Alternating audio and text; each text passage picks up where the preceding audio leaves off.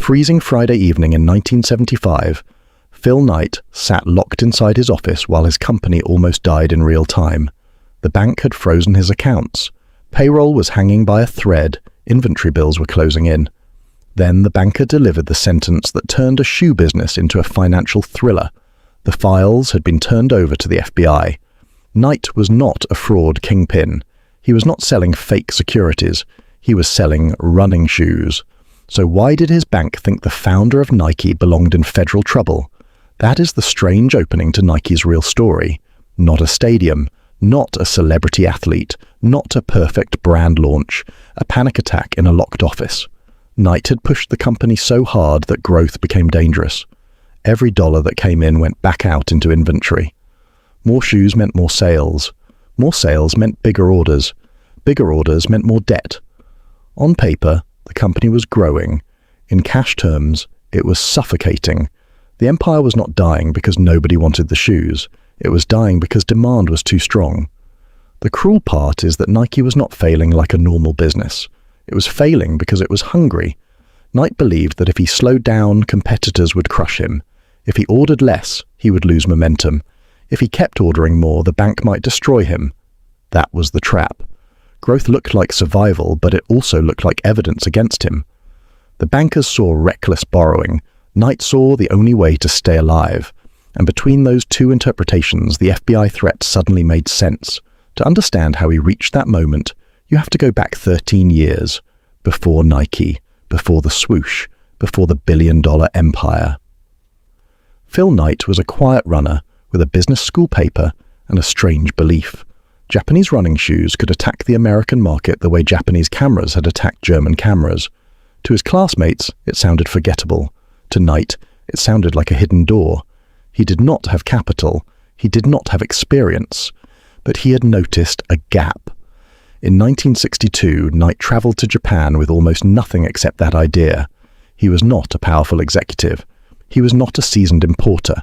He was a nervous 24-year-old trying to sound bigger than he was. In Kobe, he met executives from Onitsuka Tiger, a company making high-quality athletic shoes at lower cost. The meeting was his chance. Then they asked the question that could expose him instantly. What company do you represent? Knight did not have one. No office, no license, no staff. Only nerve. So he invented a company in the room. He said he represented Blue Ribbon Sports of Portland, Oregon. The name came from memories of blue ribbons on his childhood wall. It sounded official enough to survive the moment, and somehow the bluff worked. Onitsuka agreed to give him a shot as a US distributor. Knight walked out with something that looked like opportunity. But the lie had a brutal weakness. He had just promised to sell shoes across America, and back home he owned exactly 0 pairs.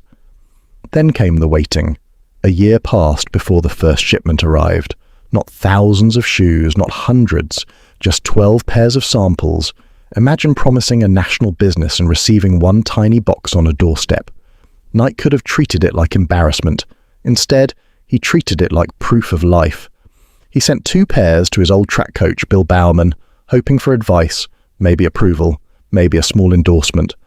What he got back was far more dangerous, a partner who wanted in. Bowerman was not a normal coach. He was intense, experimental, obsessive, and almost mythological to his runners. He cared about every ounce on a shoe because every ounce could change a race. He studied soles, stitching, grip, weight, and pain. To him, a shoe was not fashion. It was equipment for human performance. When he saw those Japanese shoes, he did not just see a product to resell. He saw raw material, something to cut open, alter, destroy, and rebuild better. Knight and Bowerman became partners with a simple split and almost no cushion. Knight would sell. Bowerman would improve the product. Their office was not a corporate campus. It was trunks of cars, track meets, phone calls, handwritten orders, and desperate follow-ups. Knight drove a green Plymouth Valiant and sold shoes like a traveling merchant. Every race was a showroom. Every runner was a potential customer. This was not glamorous entrepreneurship. It was pavement, sweat, rejection, and inventory boxes moving one sale at a time. The early business had one terrifying weakness: cash flow. Blue Ribbon Sports could sell shoes, but it had to order inventory before it could collect enough money from customers. That meant the more successful they became, the more cash they needed. Knight was not building a clean, comfortable company. He was building a machine that constantly demanded fuel. Sales growth looked exciting from the outside. Inside the bank account, it created panic. This is the first hard lesson of Nike. Revenue does not save you if cash arrives too late. Knight kept choosing growth over safety. When money came in, he bought more shoes. When more shoes sold, he ordered even more. Banks hated this because the company looked permanently overextended. Knight hated slowing down because every pause felt like surrender. That tension shaped Nike's DNA. It was never a calm empire built from excess cash. It was a company built on the edge of running out, again and again. The swoosh would later look effortless, but the engine underneath was stress. Meanwhile, Bowerman kept experimenting like a man who believed shoes were unfinished inventions. He cut them apart. He changed soles. He tested materials. He wanted lighter, faster, stranger designs. This mattered because Blue Ribbon was not just reselling someone else's product forever. Slowly, almost accidentally, it was developing an identity, performance obsession. While Knight chased cash and customers, Bowerman chased the runner's foot. One man was fighting the bank, the other was fighting the stopwatch. Together, they were creating something Onitsuka did not fully control. Then came the breakfast table accident that became legend. Bowerman looked at a waffle iron and saw traction. Not breakfast, not kitchen equipment. Traction. He poured rubber into the grid, trying to create a sole that could grip the track without adding unnecessary weight.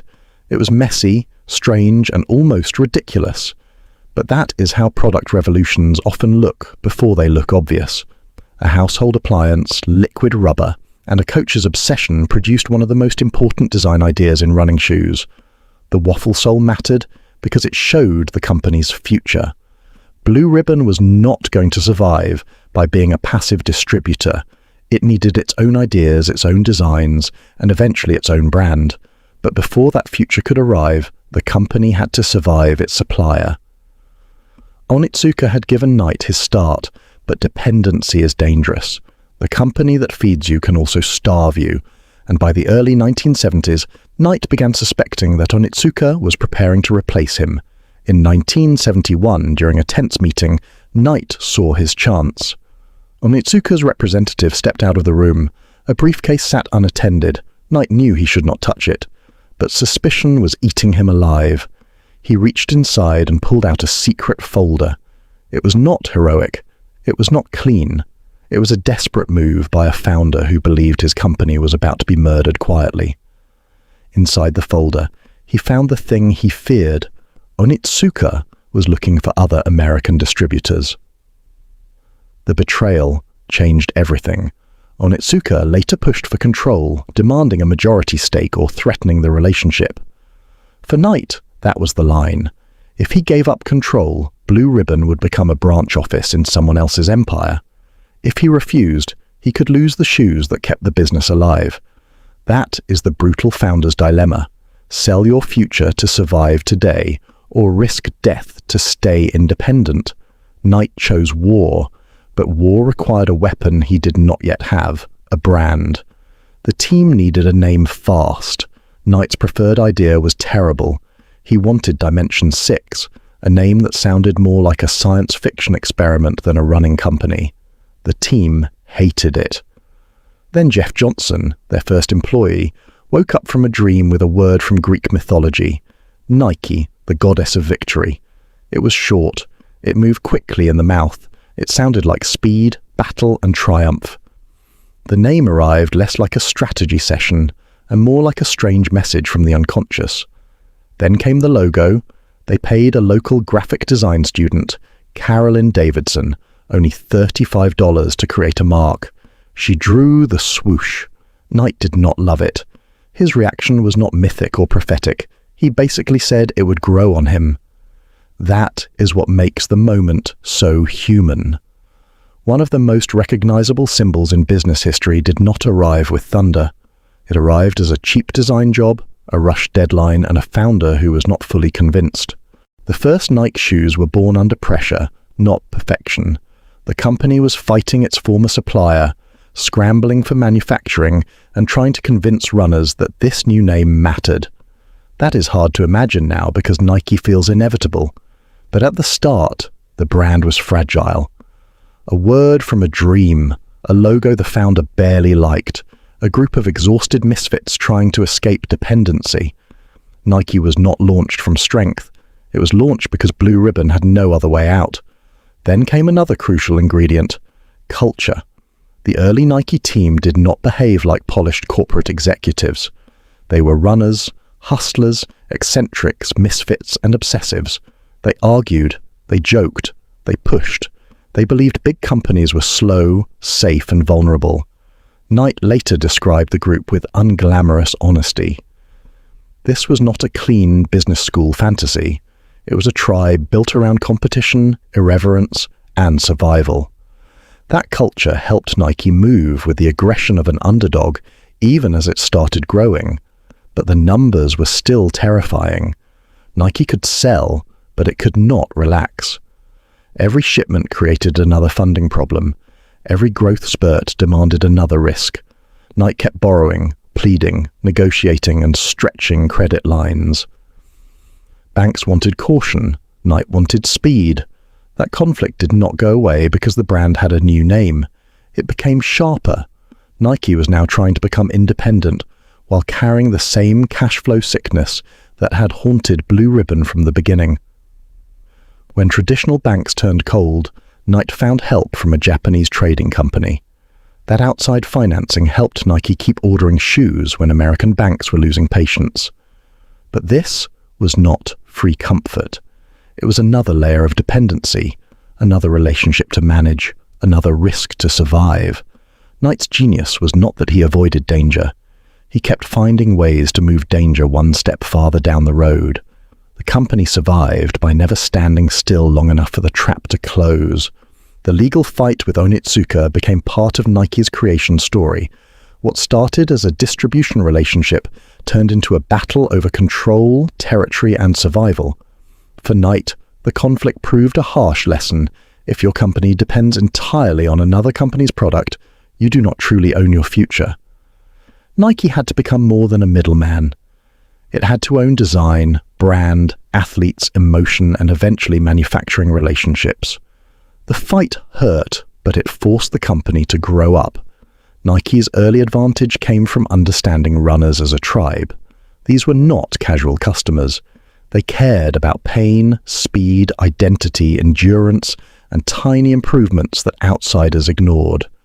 Bowerman gave credibility because serious athletes trusted him. Knight gave distribution because he was willing to live on the road. Johnson wrote letters, built relationships, and treated customers like members of a movement. Before Nike became a global symbol, it was a niche obsession spreading through track fields and running communities. Then the running boom arrived, and Nike was positioned perfectly. America started treating jogging like a lifestyle, not just a sport. Suddenly, running shoes were not only for elite athletes. They were for office workers, students, weekend runners, and ordinary people chasing health, identity, and discipline. Nike did not create the whole wave, but it caught it with unusual timing. That is another business truth. Preparation looks like genius when the market finally moves in your direction. Still, Nike needed more than product. It needed mythology. Runners do not just buy rubber and fabric. They buy identity. They buy the feeling that their body can become stronger, faster, tougher, more disciplined. Nike learned to sell that emotion better than almost anyone. The company's marketing did not simply say, "Here is a shoe." It whispered something more powerful. You are an athlete if you choose to act like one. That emotional shift helped turn a shoe company into a belief system. By 1980, Nike went public. For outsiders, it looked like a triumphant arrival. For the early believers, it was something deeper. People who had risked money, time, reputation, and stability finally saw the value of the machine they helped build. The Woodell family's painful $8,000 loan became legendary because it represented the human cost behind the company. Nike's rise was not funded only by banks and spreadsheets. It was funded by trust from people who could not afford to lose. Going public did not make Nike safe forever. It only changed the battlefield. Public companies face expectations, analysts, competitors, lawsuits, headlines, and the constant pressure to keep growing. Nike had escaped one kind of survival crisis and entered another. That is what most founder stories hide. The reward for surviving chaos is not peace. It is a larger version of chaos. Nike now had money, attention, and momentum, but it also had larger enemies watching every move. One of those battles came from the United States government. Nike faced a massive customs dispute that threatened the company with a devastating bill. For a business already shaped by cash pressure, a government attack was not just a legal problem, it was an existential threat. This is where Nike's story becomes less like a sports brand fairy tale and more like a corporate war film. Nike had survived banks. He had survived supplier betrayal. Now he had to survive the government. Nike's response was not only legal, it was strategic. The company understood that survival required public pressure, negotiation, and narrative control. This is a recurring pattern in Nike's story. When trapped, he did not simply accept the terms. He searched for leverage. In Japan, he invented a company. Against Onitsuka, he built a brand. Against banks, he found new financing. Against government pressure, he fought back with the tools available. Nike's empire was built by repeatedly refusing the obvious surrender. Then came the athlete who changed the scale of everything, Michael Jordan. Nike was not the obvious winner when it pursued him. Other brands had credibility. Jordan had options. Nike had to make a bold offer and build a product story around one person's potential. Air Jordan was not just a sneaker launch. It was a shift in sports business. The athlete became a brand. The shoe became a cultural object. And Nike learned that performance, rebellion, and celebrity could fuse into something explosive. The Jordan deal showed that Nike was no longer just chasing runners. It was chasing emotion across sport itself. Basketball, tennis, football, training, lifestyle. Every category could become a stage. The product mattered, but the story around the product mattered just as much. Nike did not sell only cushioning, grip, or leather. It sold defiance. It sold victory. It sold the feeling that greatness was available if you were willing to suffer for it. That feeling scaled globally. But a truth-telling story cannot ignore the darker side. As Nike grew, it faced criticism over overseas labor, factory conditions, and the cost of producing a global brand through distant supply chains. The company that sold empowerment also depended on a manufacturing system many critics saw as exploitative. That contradiction matters. Great brands often ask consumers to look at the athlete, the dream, and the logo, not the factory behind it. Nike's rise was brilliant, but brilliance does not erase the questions created by scale. Nike had to adapt because public pressure became part of the business. Consumers were not only buying shoes anymore, they were judging the company behind the shoes. That forced Nike into a new era of monitoring, reputation management, and corporate responsibility. Whether critics believe the changes went far enough or not, the lesson is clear. The bigger the brand becomes, the harder it is to hide the machinery underneath. A logo can inspire millions, but it can also attract millions of questions. The paradox of Phil Knight is that he built a brand of confidence while privately living through years of fear. The public saw bold slogans, athletes' victories, and speed. Knight lived bank calls, lawsuits, betrayals, inventory pressure, supplier fights, and cash shortages. That contrast is why the story is addictive. Nike looks clean from a distance. Up close, it is messy, risky, ethically complicated, and often terrifying. The smooth logo hides a rough history. The swoosh looks simple because the chaos behind it was not. For entrepreneurs, the Nike story teaches a hard lesson about risk. Knight's behavior was not safe. At times, it was reckless. He bluffed, borrowed, stretched, and operated with almost no margin for error. But he also understood something many cautious businesses miss. If the market is moving and the opportunity is real, waiting for perfect safety can mean losing the future. The uncomfortable truth is that some empires are built in the space between courage and irresponsibility. For investors, Nike teaches another lesson. The best companies often look ugly early. Cash flow is messy. Margins are pressured. Founders seem unstable. Banks get nervous. Suppliers threaten them. Competitors look stronger. If you only judge the early business by how clean it looks, you may miss the machine being built underneath. But the opposite danger is also real. Not every chaotic startup becomes Nike. Some are just chaos. The difference is whether the chaos is attached to demand, product, culture, and execution. For brands, the lesson is deeper. Nike did not become powerful simply because it sold shoes. It became powerful because it attached shoes to identity. The runner was not just buying footwear. The buyer was purchasing a story about discipline, pain, victory, rebellion, and self-belief. Once a product becomes identity, price becomes less rational. Loyalty becomes emotional. And competitors are no longer fighting only a company. They are fighting what customers believe about themselves. That is why Nike's origin still matters. It was not born as a perfect corporation. It began with a nervous man lying in Japan, a coach ruining a waffle iron, a tiny shipment of 12 shoes, a logo bought for $35, and loans from people who had more faith than protection. The myth is not that Nike was destined to win. The myth is that empires begin looking like empires. Most do not. They begin as fragile bets that could collapse at any moment. Phil Knight built Nike from nothing by surviving the moments that should have ended it. The FBI threat, the supplier betrayal, the cash flow death loop, the desperate loans, the ugly lawsuits, the public criticism. The company did not rise because the path was clean. It rose because Knight and his team kept finding leverage inside disaster. Nike became a $100 billion empire, not by selling shoes alone, but by selling the belief that motion beats fear. And the real question is, how many global empires began as one desperate lie nobody was supposed to believe? Thanks for watching. Like, comment, and subscribe. If you enjoyed the story of how Phil Knight built Nike from nothing, then you'll love the story of the dot-com bubble, how it all crashed. Click the video on your screen now. I'll see you there.